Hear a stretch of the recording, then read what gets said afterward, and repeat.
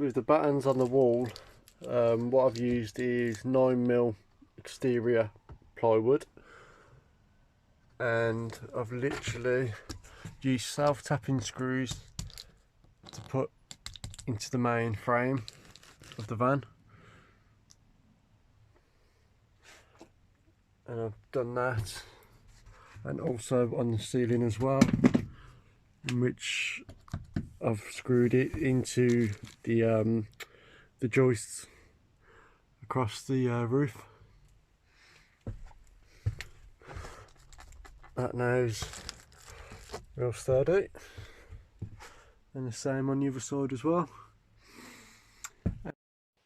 So for the struts in the van, I've gone for the 9mm exterior hardwood plyboard, and I've cut it down to 100mm wide, and then I've stuck them to the main frame of the van with self-tapping screws, nice and solid. Then on there, then the cladding tongue and groove will go across, and here and here, that's where my cupboards are going to go, so I'll put another piece across there for added support, and done the same again that side, and for the roof as well, put some across the main struts of the van. I'm hoping I brought enough of the cladding to do the ceiling, the walls, and I'm hoping to get it along the side door and the back doors as well, but I might just put ply across there yet, I'm not too sure. So the cladding's from B&Q, and it's the 7.5mm thickness by 1.8 and 95 wide. I wanted the 2.4, but there's none left in stock in B&Q, so I've gone for the 1.8 metre lengths, which I think with my trade point loyalty, I think it was about £6.50 a pack of 5. So on the one side I've had to cut them down to 1.2 to fit, but then the next ones, the whole 1.8 fits perfect within the bulkhead. So, and the end of that is up against the insulation anyway, so it's not going to rattle against the van, and to be fair, it's quite solid, so that shouldn't rattle in anyway. So it saves me cutting them down, and it goes right into the cupboard, which I'll be making at a later date, because I found it easier when just double check them first, make sure they're okay, then on the back of them just write a B for back. At least then when you are cutting up, you know which way they are going, then makes it a bit easier.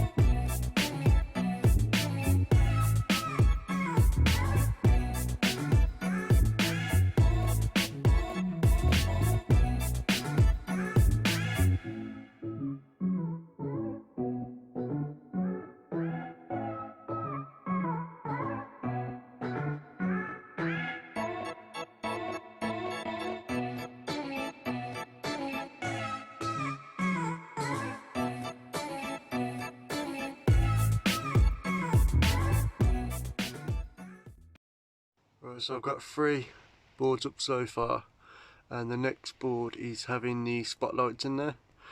So what I've got is from B&Q, they're £3 something, and you have a set of 5 hole cutters. And what I've done is I've had a little practice Obviously I don't want to do it on the first one, and the smallest one that they do is a 7.5. Okay, it starts from a 60mm, so I don't know if you can see that. Yeah, 60mm, 68, 74, 81 and 95mm. So I've used the smaller one.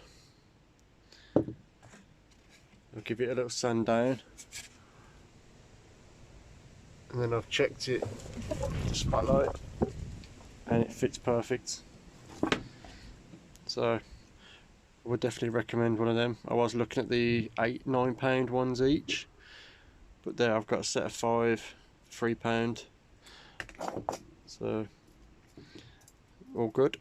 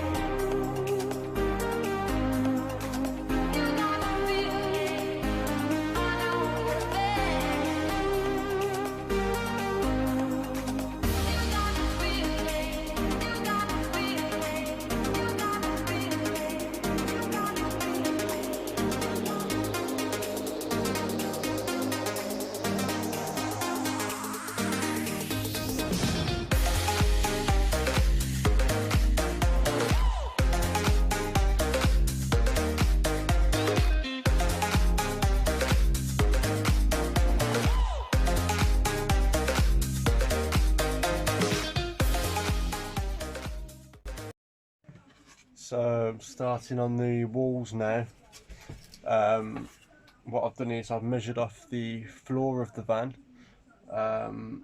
so it's all level then, 'cause you can't really use a spirit level in the back of a van unless the floor's flat.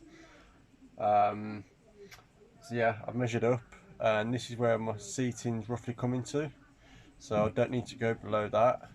And then at the top I'll be having unit to cross, so I'll be stopping roughly about here, because the shelving will cover it anyway. So I put the first one on.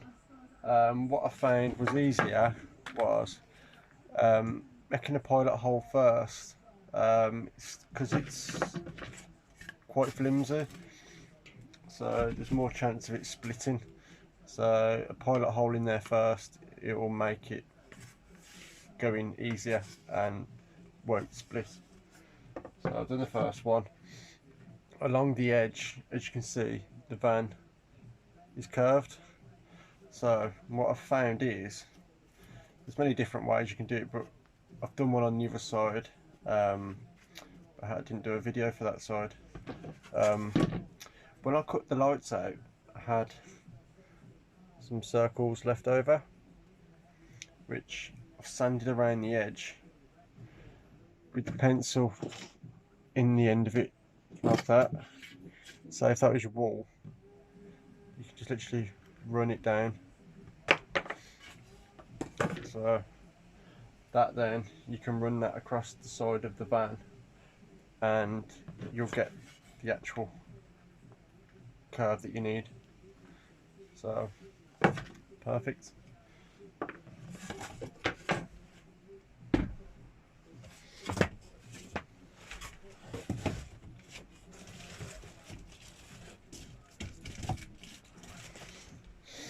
And along the edge as well, where it meets the van, I'm leaving just a few mil gap.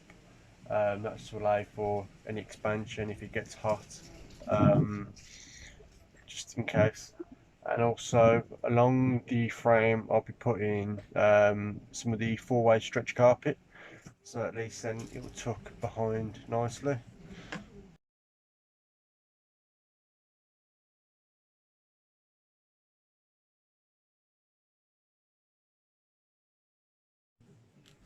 So with the circle idea, I put the plank in, it needs cutting, so I've moved it over a little bit so I don't cut too much off.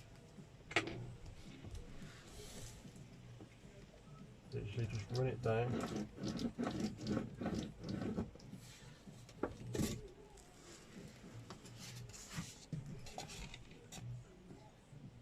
And now I've got the shape that I need to cut off.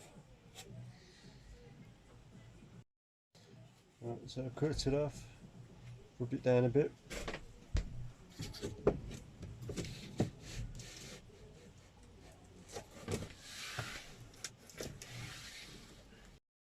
One thing I've found as well is if there's like a shape to the van and you screw the boards on, when you try and put the next one down, it makes it a bit harder to put in.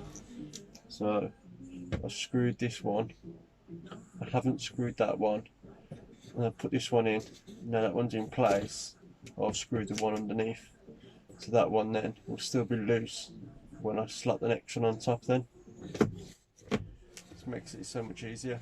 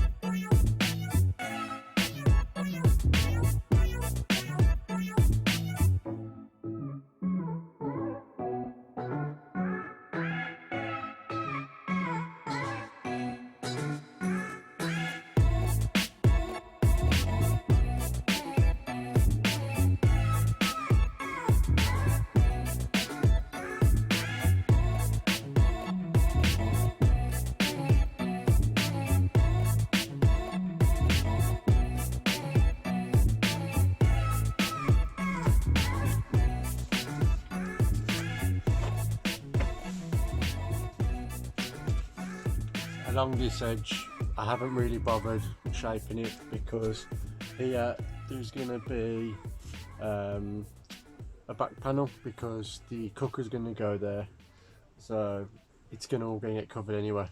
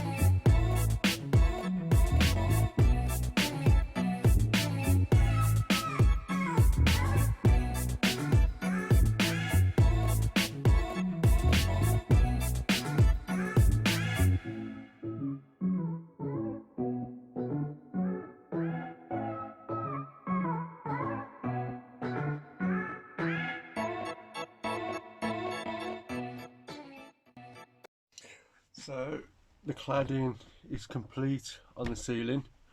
I put it on the walls as well. Obviously here is where my cupboards are going to go, so I haven't gone all the way up to try and save on a bit of cladding. Still haven't decided what I'm doing on the doors yet. I bought some 4-way stretch carpet, so I don't know whether I'm just going to put the carpet on there or put some more cladding on there. I still haven't decided that yet. But yeah, I've done all the cladding and you can't really see it at the moment. But I have done along the front of the van, next to the rear seats, and I've left the gap there purely to save on cladding, because that's where the kitchen's going to be going.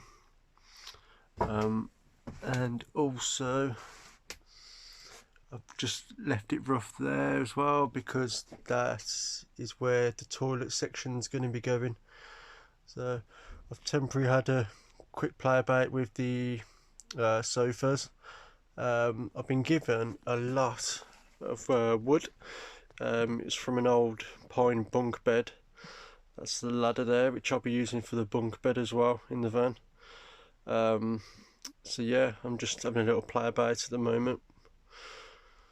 Also as well, started having a little play about with for the bunk beds, because the bunk beds are going to be attached here and here, and they're going to go all the way across to here.